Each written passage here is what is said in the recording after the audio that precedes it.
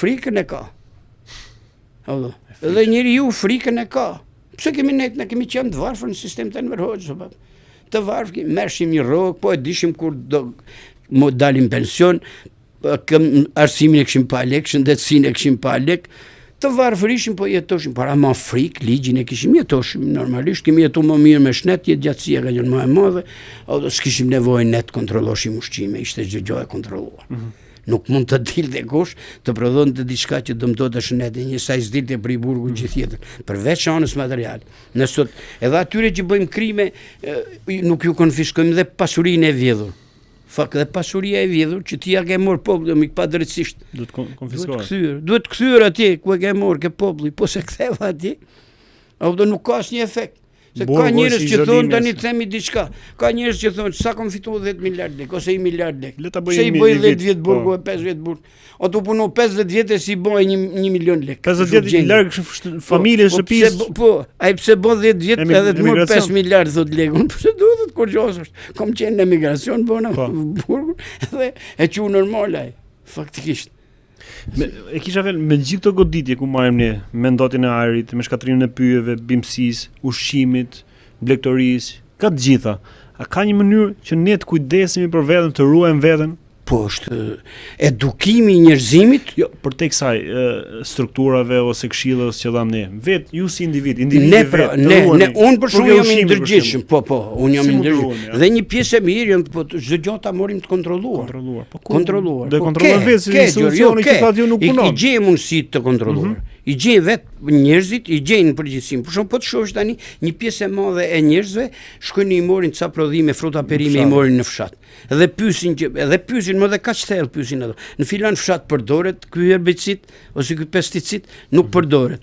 Pra dhe ai tani krijon një kontratë, ai që prodhon domaten, ai që krijon kontratë çdo vit edhe ai e ka të shitur domaten. Po është krijuar në mënyrë individuale, jo kontratë e ligjshme shtetërore. Po. Krijohen njerëzit nga halli, krijohen në mënyrë individuale. Unë për shembull tani filloj i rezervohem shumë ushqimeve. Se kam frikë. Se kaloj në mbi peshk, kaloj dëmtohem etj. Ose alkooli nuk e pi tash më. Sepse nuk kam garanci nëse ka apo s'ka alkool metilik, ka apo s'ka është fut elektroda nde, ka apo s'ka nitrat. Për shembull rakis sa ku i kanë pas fut dhe nitrat për të rrit gradacionin.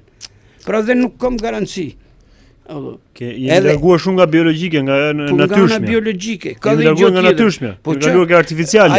Pse sot mësojnë njerëzit? Për shembull sot në emigracioni ka qenë një shkollë e lartë, njerëzit kanë mësuar se ka tjera politika.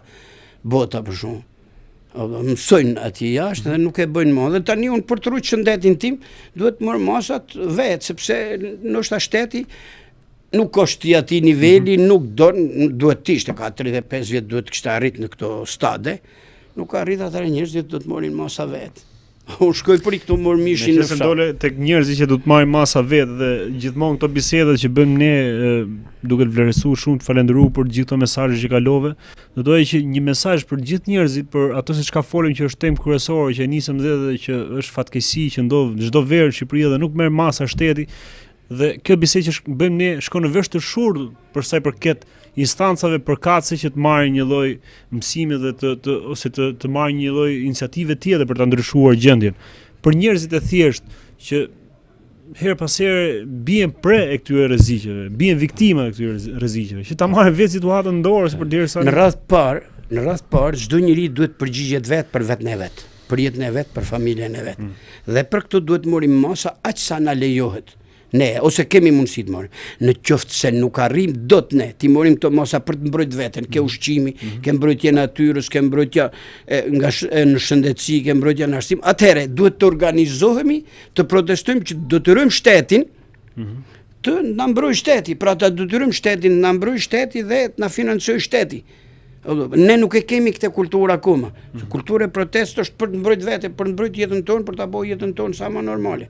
Atëherë ne kur deri aty ku arrim vet, kusht është shumë e lartë arrish vet, se ka institucione shteti që duhet të mbrojnë nga këto.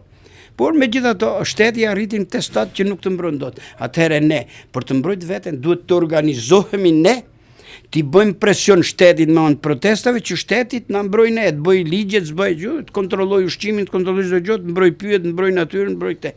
Nëse nuk arrin shteti, duhet të rrezuar shtet. Dhe duhet të arrizojmë disa herë derisa të arrijmë të gjejmë një leadership apo që megjithënë të shërbej popullit. Ne kemi 35 vjet, nuk duhet të ishte në këtë stad në Shqipëria. Ka arsye për të protestuar, thoni ju? Po ka arsye për të protestuar. Jo politikisht, ka arsye për të protestuar për hallet tona. Po. Për hallet tona, për problemet tona, për të ardhmen e Shqipërisë, për të ardhmen e natyrës shqiptare, për të ardhmen e biodiversitetit shqiptar, për edukimin e një brezi të ri, për edukimin e shqiptarëve me tradita të mira, me traditat e mira që kemi patur. Prej 2 muaj e disa ditësh po zhvillohet një protestë në Tiranë, në Shqipëri. Si po shet? Çfarë rezultatesh ka arritur? Për mua e protest nuk më jep asnjë lloj besimi, nuk kam asnjë lloj besimi ka ajo protestë që do bëj diçka ose ka një qëllim të pastër. Për mua është një protestë e manipuluar, është çik artificiale, apo dhe vetë kuptohet shif edhe për masat e protestës që nuk erdhen duke u shtuar, erdhen duke u paksuar. Dhe me që kom pa unë, kam kalu dhe për kuriozitet aty afër, kom pa protestos 50-100 veta, që nuk mund të ndryshohet qeveria me kaq njerëz. Bile një rast që kom thënë kështu. Po ata mund thonë, po ju pse nuk bëni pjesë e kësaj që nuk kam besim që kjo protestë ka qëllim. Nuk e gjen vetëm. Jo, nuk kam besim, sepse aty foten del ai që ka 35 vjet që qeverisë sot dilnin në protestë, del tjetri që s'ka asnjë përkrahas dilnin në protestë, shajnë, ofendojnë, godasin, janë vëllezërit tonë dhe policët, janë djemtë tonë, apo janë baballarët tonë. Edhe ato njerëz janë, po kanë një fëmijë, kanë një prind, kanë një vëlla, kanë një motër, si e godet ti policin aty? S'ke drejt të bësh protestë. Forca e protestës është argumenti për cilin bëhen protesta. Nuk ka argument ai protesti pas jush? Jo, nuk ka argument. Nuk ka argument. Argumenti ka gjëra të tjera. Sot ne duhet të protestojmë për administratën e korruptuar, për korrupsionin që është në qiell, për administratën e paaftë, për institucionet shtetërore që paguhen, morin pa dhe nuk e bëjnë punën e tyre. Për shembull, patëm AKU se bë punën e vet. Për qeverinë që nuk është eficiente sot aktualisht, për atë që nuk mbrojnë sot dot natyrën shqiptare. Ne ndoshta dhe mbrojtjen ta monim nga fjala strikt, mbrojtjen e dheut, ndoshta nuk e kemi të garantuar. Apo pse nuk e bën një edukim të tillë që në qoftë se larg qoftë ndodh një pushtim, një luftë në Shqipëri, sa veta mund të dalin në front. Unë nuk kam besim që mund të dalin njerëz për të mbrojtur Shqipërinë. Nuk po hyjmë atje sepse ne kemi organizma botëror, domethënë që është Shqipëria, është e futur në NATO, të inkuadruar në gjithë këto dhe ndoshta për atë paguajmë ne që këto organizma botëror ta mbrojnë Shqipërinë, por ne duhet t'japim ne kontributin tonë, duhet t'jemi të gatshëm. Duhet filloj tek ne. Pra ne nuk protestojmë për ato gjëra që duhen. Duhet protestojmë për ato gjëra që duhen, detyrimisht pa u politizu, pa forcë, pa djegje, pa rrafje, pa plagosje policë, pa sharje ofendime. Ato të vjetit tonë djalim kanë qenë pa shkollë, fare pa shkollë, ndoshta s'kanë pas dalë dhe në një qytet, ishin vetëm fshat, kishin mënyrën e komunikimit tepër të kulturuar, ishin tepër të duruar, ishin tepër njerëzor dhe dishin ta kërkoshin. Do them diçka që ndoshta s'do i pëlqej dikujt, ne kemi pas organizata e bashkimeve profesionale. Në atë kohë që ishin normalisht.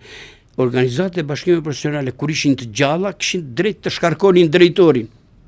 Nuk e pyetshin ministrin që e kishte emëru, ose kryetarin e komitetit ekzekutiv që e kishte emëru, ose sekretarin e byros që e kishte emëru, vendoshin bashkimet profesionale ishin bashkimi gjithë punëtorëve që kishin një ndërmarrje.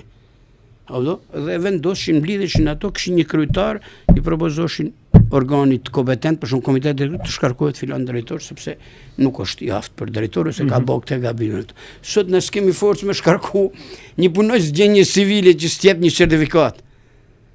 Nuk ka forcë askush në botë, atëherë kishte forcë komuniteti, klasa punëtore që ishin këto, të organizuar bashkimi i rinisë, kishin forcë që ta veshin administratën të rriten më të gishtit, të rriten me një kënd të rriten. Sot ne s'kemi asnjë forcë, sa në kohëmi dot. Le që sa në kohësh dot, po anë kohë sot po t'jesh në punë të heqin nga puna. Edhe po si në punë kanë ca struktura nga mbrapa këto pushtetarë që të persekutojnë, të vrasin, të zhduken, pra populli është i zgjuar, po populli ka frikë. Ka dhe frikë të protestojnë. Pa, a nuk u duk si me këtë protestë kur u vra frika në ditët e parë të protestës? Ditët e para u duk si ka. Unë do kisha marrë pjesë në atë protestë, nëse nuk do të manipulohej, nuk do të degradonte. Kur manipulua? Filloi që në ditët e para që ditën e 5-6, kur u tha atëherë që i kishin 180.000, nuk ishin 180.000 veta, po aq sa ishin, se unë ju thash atyre, kam njerëz të mi që janë protestash, ju jeni 180.000 vet, 200.000 vet, po boni parti politike me 200.000 vet, merr 20 deputet dhe bëhesh faktor në politik. Po. Boni zgjedhje, krijo partinë politike, bo zgjedhje, futën politik, nëse ke garanci që merr 200.000 vota, merr 20 deputet, me 20 deputet je faktor në parlament. Ti e në 4.000 vete ndalu me diromën s'mori dot ato helme. Në armët kimike. Kimike, nuk i mori dot. Me 4-5.000 vet dolëm në bulevard. E ndaluam, po si me 20 deputet ti e të flasim me vete. Pra nuk kishin këto janë. A ka rrugë tjetër përveç kësaj forcës politike? Ka rrugë, protesta është kryesorja. Nuk ka, se në një shtet kapitalist siç jemi ne sot, ose shtet demokratike quajmë ne, po shtet kapitalist, po nuk pat forcë, nuk bë dot kur gjë. Forca është aty dalin një pjesë masive e popullit. Në ç'kuptim forcë? Forcë prap të dalin shumë, me gjithmonë shumë, dhe jo politikisht të dalin deputet për interesa miskine, personale, për të dalë deputet për të fituar diçka nga biznesi. Populli. Pse nuk dalin? Populli thjesht nuk ndryshojnë dot gjë. Nuk ndryshojnë dot gjë. Dhe faktikisht apo janë të manipuluar, të blerë, të shitur? Jo, nuk janë të manipuluar, por faktikisht në Shqipëri, fola shumë, po unë jam tu i thonë ato mendimet e mia, politika është polarizuar.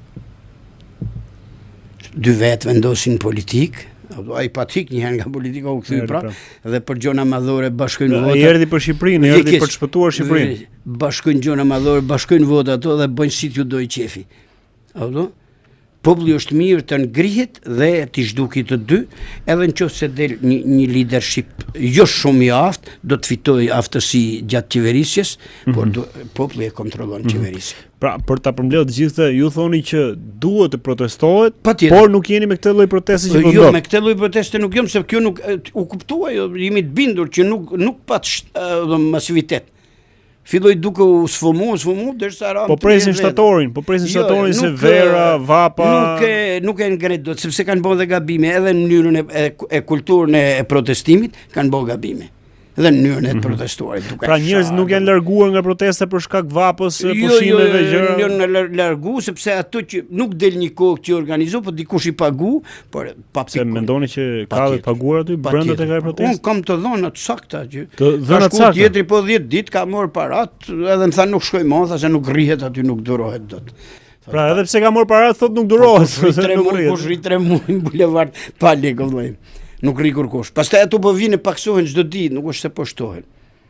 Dhe fillon bën gabime sepse dolën politikanë që i shtyshin, edhe nuk shkojnë dot njerëzit aty. Edhe s'kishin garanci se nëse u vi me gjithë kalamojnë protestë, dhe ti i bie polici ngur, polici mund të hedhë gazin lotësjes, mund të vdesi fëmia, mund të vdesun. Apo kam frikë të vinë aty protestë, se ti e ngacmon policin dhe polici do të kundërpërgjigjet. Ti i bie në gur ose në domat ose në tjetër vllajt tim që kam deputeton, i kujt do partie ti jesh. Edhe mu vjen keq, nuk vi dot aty të më thot vllai në darkë, më thot mu votir, thot si dola atje jam qyllove mu. Edhe ajo uli autoriteti, identiteti është, edhe ta gjysh me domate me ves. Protesta do forcë argumenti. Jo forcë sharjesh, forcë ofendimesh, gjujtja me vetë. A mund ndërtohet argumentin shesh pra aty në protestë? Patjetër. Mund ndërtohet, Patjetër. Edhe në këtë piku jemi që ku ndodhet Shqipëria. Ka njerëz me autoritet dhe me dinjitet. Përshitjen e tokave shqiptare. Po, herë aty për atë duhet grën detyrimisht. Ne s'kemi asnjë pronë, ne jemi komplet në qiell. Ashtu ë? Asnjë pronë s'kemi. 7501 s'një pronë që kemi patur në pronë të vjetër.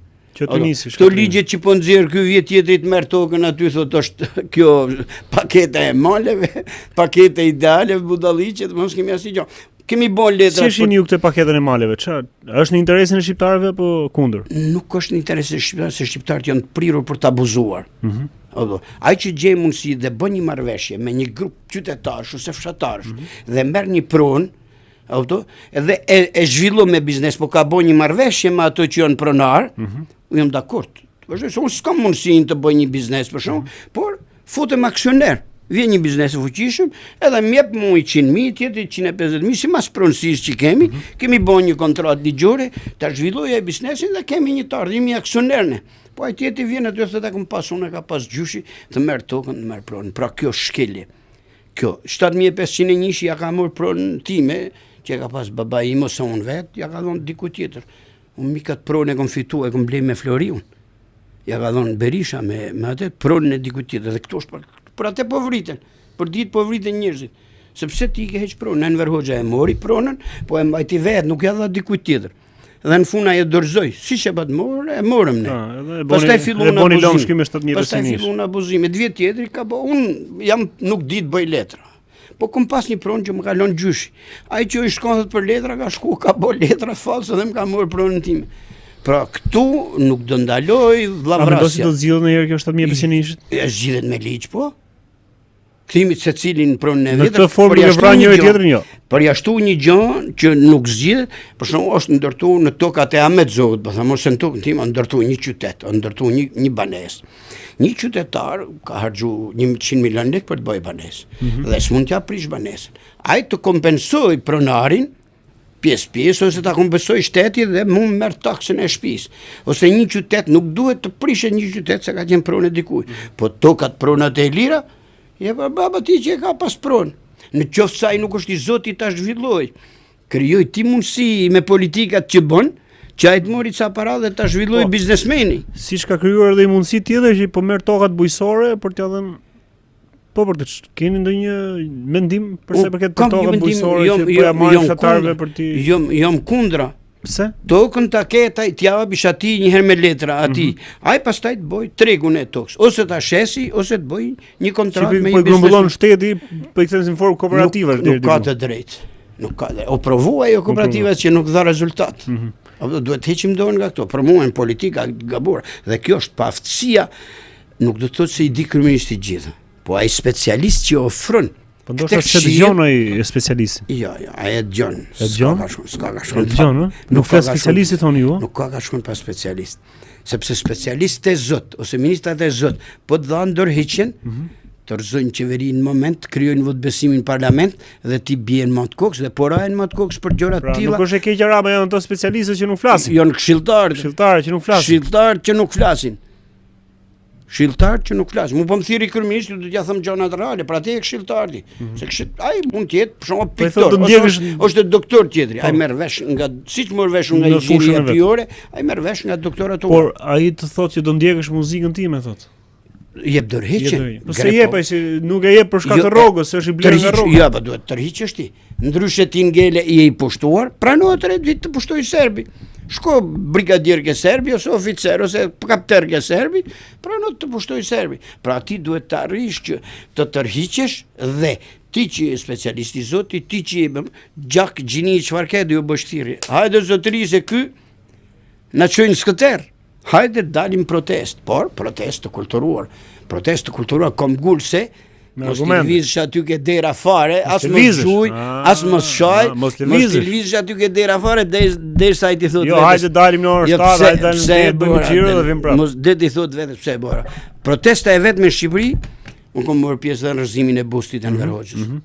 Edhe atëherë me urdhër ishte kishte ardhur ndoshta pika e fundit e vlimit dhe vloj dhe urzua dhe duhet ndërru sistemi siç them sot që duhet ikë Roma. Protesta e vetme në Shqipëri që eficiente ishte protesta e armëve kimike. Kimike, po, që pati rezultat. Dhe kryeministri pat frikën e kuptoi më një herë që ai po ta zgjaste 1-2-3 ditë më shumë erzoshin, u çoshin njerëzit më një herë. Sa ti u dhem gjithë.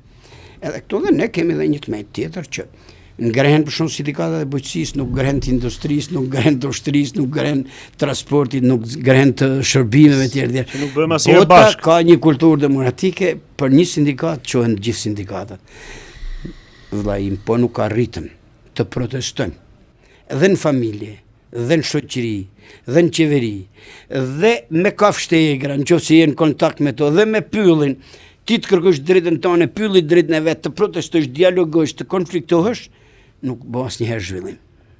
Pra dhe me pyllin edhe me barin dhe me atë, do të bëjmë debat. Ai thotë du të rritem kaq, ti i thotë do të rritesh kaq, ai thotë do të rri kaq i shpesh, ti do i thosh do i rrish kaq i rrallë. Ka debat edhe me barin, edhe me kafshën, Ka debat edhe me kafshën e egër, edhe me barin. Ti je fshatar. Bëjmë debat edhe me kafshën e egër, ajo do një qëllim, ti ke një qëllim tjetër. Dhe në fund deri kur të bind dakord. Ka rasti që të bindë edhe kafsha vetë ose bari të po do të shkosh s'ke ka shko, njëri do të tërhiqet deri kur të bind dakord dy që të realizojë qëllimin njëri. Jo, është me gjithë mend. Është e vërtetë. Me vërtetë. Është vërtet. Është shumë interesante. Kështu ti se le kështu, në fund ajo përdor forcën dhe pse s'ka ndërgjegje, dhe ti do ti e krahasit për shembull rrushin, ai të shkojë atje, ti të shkojë ti bindesh se ka shku, e ka marrë darzimin në një marrëveshje me te që ai të rritet dhe të prodhoj dhe ti të morish prodhimin, pra ti i shërben, ai të shërben, pra të bësh një marrëveshje me te. S'ka që ato janë qenje gjalla, por nuk kanë ndërgjegje, nuk flasin. Edhe kafshët janë qenje gjalla, por mesazhin e kalojnë. Mesazhin e kalojnë. Mesazhin ta japin, patjetër. Kush do ta lexojë? Si se kalojnë. Besoj se edhe ne sot e dham mesazhin me atë bisedë shumë interesante plot vlera me zotin Aziz Porja, inxhinier pyesh, cilën e falenderoj dhe uroj që ky mesazh të shkojë në veshin e duhur dhe të ketë feedbackun e duhur, të